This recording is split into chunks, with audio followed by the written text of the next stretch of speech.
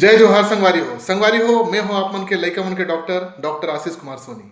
संगवारी हो आज है 1 दिसंबर विश्व एड्स दिवस। और संगवारी हो मोर आप मन से आग्रह है कि एक बार HIV टेस्ट जरूर कराओ। HIV ह्यूमन इम्यूनोडेफिशिएंसी वायरस ऐसे वायरस जेकर से एक बीमारी होते एड्स का हर एक बीमारी ये बीमारी हरे ऐसे जो हमारे शरीर के इम्यूनिटी ला कम कर देते। ये बीमारी होए से शरीर में दूसरा infection bacteria virus fungal infection होए के संभावना बढ़ जाते। दूसरा बीमारी मन के होए के संभावना और फिर कॉम्प्लिकेशन होए के संभावना बढ़ जाते। कुल मिला के शरीर थोड़ा कमजोर हो जाते।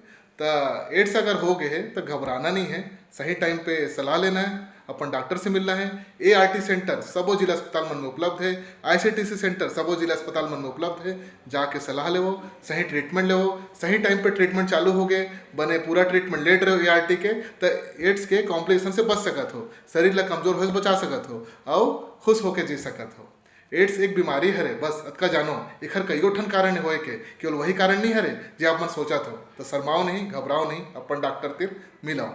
ठीक है, धन्यवाद।